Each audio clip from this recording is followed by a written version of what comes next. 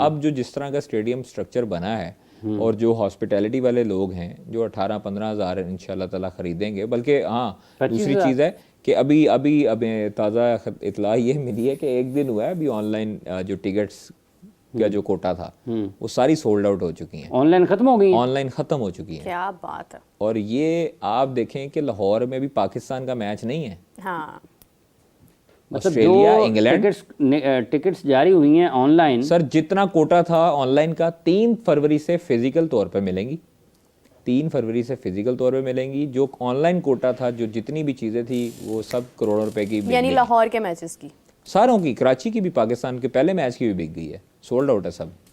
क्या रावलपिंडी की मिल रही है, इसकी कोई रावलपिंडी की percentage मिल रही है, लाहौर में सब पैक है। हालांकि रावलपिंडी में गुंजाइश कम है, कम है पिंडी उसकी कराची और लाहौर लेकिन की। लाहौर कराची में इसकी कितनी गुंजाइश में इजाफा हुआ है ख्वाहिश साहब? ये मेरा ख्याल पहले 25-26 था, 24,000 था, तकरीबन 22-23-24,000 था कदाफी स्टेडियम, अब 34,000 प्लस है। मतलब इसका मतलब ये है कि 10,000 का इजाफा हुआ है, 10,000 लोग मजीद जो गुंजाइश खड़े होने वाले हैं वो भी, हाँ जो खड़े होने वाले हैं वो भी, हाँ ये भी है, जो इधर उधर से आएंगे वो भी। और लगभग इसका मतलब ये है कि कोई अगर इसको कहें तो मीरब ये लगभग 40,000 के करीब लोग जो है ना स्टेडियम के इलाके में होंगे, मतलब सिक्योरिटी वाले लोग भी होंगे, फिर आपकी सारी क्राउड है सर, बड़ा मतलब हो सकता है इससे भी ज़्यादा, क्योंकि अगर फर्ज कर लें 34,000 क्राउड स्टेडियम में आया था ना मीरब, तो फिर पीसीबी का अपना स्टाफ है, अपना स्टाफ है, सिक्योरिटी आ गया, फिर LWMC आ गया, PHA वाले होंगे, ठीक है, उसके साथ साथ जितने भी और आपके जिले इंतजामिया के जितने भी लोग हैं वो सारे सारे वहाँ होंगे, तो लगभग ये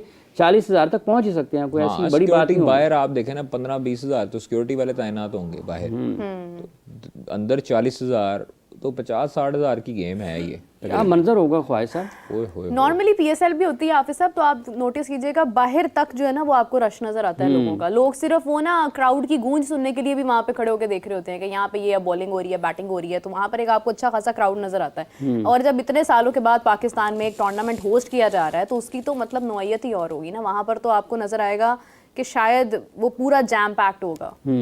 बिल्कुल ऐसे, इसमें कोई दूसरी राय नहीं है। उसकी वजह एक तो ये है ना कि देखें 2-3 चीज़ें इकट्ठी हो गई हैं। एक ये है कि एक तो ICC का इवेंट है, 29 साल के बाद पाकिस्तान कर रहा है उसकी मेज़बानी। दूसरा ये है कि पाकिस्तान में एक तवील अरसे के बाद इतनी बड़ी तादाद में गैर मुल्की टीमें किसी इवेंट में शरीक होंगी, फिर इंडिया नहीं आ रहा, और पाकिस्तान के जो शायकीन क्रिकेट है उनके लिए एक जोश और जज्बा ज़रूर होगा कि इतने साल के बाद अगर पाकिस्तान में कोई ICC का इवेंट हो रहा है तो दुनिया भर में पाकिस्तान के इमेज को, खुशकुन तासर को उभारने के लिए और अपनी खेल के साथ मोहब्बत को जाहिर करने के लिए लोग बड़ी तादाद में स्टेडियम्स का रुख करेंगे, और ये एक मेले का सामान ज़रूर होगा। मौसम भी अच्छा है, अगर आप इस नुक्ता निगाह से देखें कि मौसम भी अच्छा है। जब तक फरवरी 19 फरवरी से शुरू होना ना, तो 19 फरवरी से मौसम कुछ और बेहतर हो गया होगा, सर्दी से थोड़ा और निकले होंगे, तो मौसम भी अच्छा है, तो एक अच्छा नज़ारा ज़रूर होगा। सबसे बड़ी बात यह है कि 2017 में रमज़ान में चैंपियंस ट्रॉफी थी, और इस बार फिर जो है वो चैंपियंस ट्रॉफी के मिड में जाकर जो है वो रमज़ान शुरू हो जाएगा, तो वो तो खैर काफ़ी सपोर्ट और उम्मीदें हमारी हैं कि 2017 में जिस तरह से पाकिस्तान ने ट्रॉफी उठाई थी, हो सकता है इस बार भी रमज़ान की बरकतों से पाकिस्तान ट्रॉफी उठा ले। तो एक खूबसूरत जो है वो महीना हमारा आ रहा है। इंशाल्लाह 9 तारीख को हम फाइनल इधर ही खेलेंगे लाहौर में। बड़ा खूबसूरत मंजर होगा जब पाकिस्तान फाइनल में होगा और दूसरी टीम कोई भी होगी, तो बड़ा अच्छा मंजर होगा। हम दुआएं भी कर रहे होंगे इंशाल्लाह ताला, रोज़ा भी होगा दरमियान में, तो वो सोचें कैसा मंजर होगा, ज़बरदस्त एक चीज़। दुआएं भी ज़्यादा लग रही होंगी। पाकिस्तान अपने होम क्राउड में खेल रहा होगा। फाइनल पाकिस्तान से बाहर भी हो सकता है जी, पाकिस्तान से बाहर भी फाइनल हो सकता है। सर एक गल उन्हें बोलनी सी। नहीं एक बात है ना, हर दफा नहीं बोलती। देखिए बात ये कि अगर दो टीमें, कोई भी अगर एरा गहरा कोई भी बात कोई हो रही होगी तो उस पे हर दफा मैं अपनी राय दो जो हैं टीमें अगर फाइनल में आती हैं, पाकिस्तान और इंडिया, फिर तो पाकिस्तान में फाइनल नहीं होगा ना, फिर तो फाइनल UAE में होगा।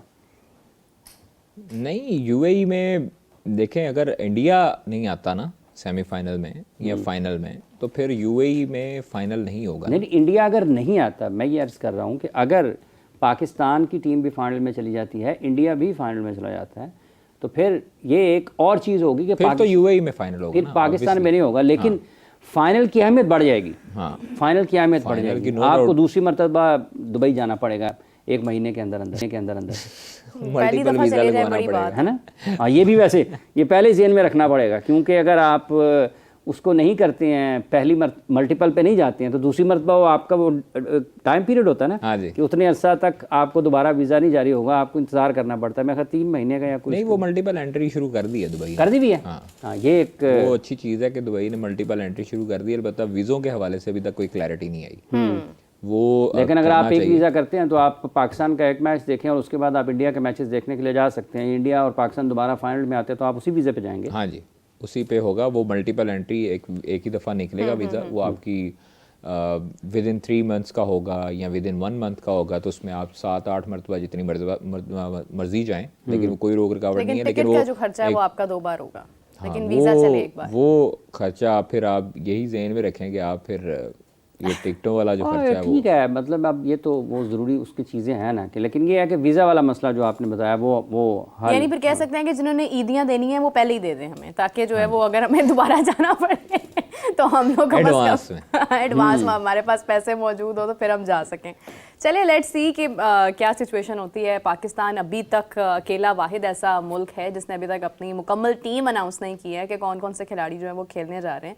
तो अभी तक कुछ भी कहना कबल अज़ वक्त है। जब टीम बनेगी, स्क्वाड अनाउंस होगा, फिर ज़्यादा क्लैरिटी होगी कि कौन प्लेयर कहाँ पर, किस नंबर पर, किस हैसियत से खेलने जा रहा है, तो ज़रा रिजल्ट आसान हो जाएंगे। बकौल आपके 2 से 3 दिन के अंदर अंदर टीम अनाउंस हो जाएगी। कोई रद्दोबदल, कोई तब्दीली ऐसी आई है कि जिसके बारे में बात की जा सके? अच्छा, आज जो हमें सोर्सेज बताते हैं आज या कल में अनाउंस तो होनी चाहिए, और चेयरमैन ने मीटिंग भी बुला ली सिलेक्शन कमेटी की। तो कादिर, आपके लिए एक कॉल है, मैं इसीलिए आपकी करवाएं सॉरी जी। कता कलामी की माजरत चाहती हूँ, लेकिन एक कॉल है बड़ी इंपॉर्टेंट। अस्सलाम वालेकुम जी, कौन बात करें, कहाँ से बात करें? वालेकुम अस्सलाम, मीरा फराह फ्रॉम कराची। जी जी फराह, फरमाइए। हाँ कादिर भाई अस्सलाम वालेकुम, कैसे हैं आप? वालेकुम अस्सलाम, शुक्र अल्लाह का। अच्छा कादिर भाई, एक तो दूसरी वाली बात ये कि आपको पता है भी टिकट्स का हो गया है, तो आप प्लीज़ अपने मतलब जो भी मीडिया चैनल्स हैं उनसे रिक्वेस्ट करिए कि जो और मैचेस हैं, जैसे अभी तक न्यूजीलैंड और उसका बांग्लादेश है, उनके टिकट्स नहीं हुए हैं। हमने अपनी यूनिवर्सिटी के अंदर जो है ये स्टार्ट कर दिया है, कैंपेन भी स्टार्ट कर दिया है कि लोग ज़्यादा से ज़्यादा आएँ, क्योंकि एज यूजुअल आपको पता है हमारे पड़ोसियों को लगता है कि शायद हम दरिया बिछा के जो है लोगों को मैच दिखाएंगे। तो प्लीज़ आप लोग अपनी से जो है लोगों से रिक्वेस्ट करेंगे ज़्यादा से ज़्यादा आएँ। दूसरी बात ये कि हेलो जी जी जी सुन रहे हैं फरमाइए। आपको। दूसरी बात ये कि वैसे तो रिजवान भी इतनी प्रैक्टिस करते हैं और भी प्लेयर्स प्रैक्टिस करते हैं, लेकिन बाबर आजम की क्यों, मतलब जब भी कोई प्रैक्टिस करते हैं उन्हीं की वीडियो सबसे ज़्यादा वायरल क्यों होती है? बहुत शुक्रिया आपका Farah, thank you so much. Qadir, आपका नंबर उन्हें दे देते हैं, उन्हें ज़रूरी गुफ्तगू करनी है आपसे टिकट्स के हवाले से। तो कादिर का नंबर हम अगली दफ़ा मेंशन कर देंगे यहाँ पे इस शो के साथ साथ, ताकि वो जिसने जो इम्पोर्टेंट टिकट्स के हवाले से बात करनी है वो स्पेसिफिकली नहीं, कादिर से टिकट्स कॉन्टैक्ट। वाला वो बिल्कुल ठीक कह रहे हैं कि देखें, लाहौर, कराची, रावलपिंडी जो जो मैचेस हैं, लोगों को ये चाहिए कि मुफ्त पासेस के चक्रों में रहने की बजाय आप लोग खुदा का वास्ता है कि टिकट्स खरीदें, क्योंकि ये आईसीसी का टूर्नामेंट है और आईसीसी के टूर्नामेंट में फ्री पासेस नहीं होते सब हैं। ऑनलाइन भी को पास मिलते हैं।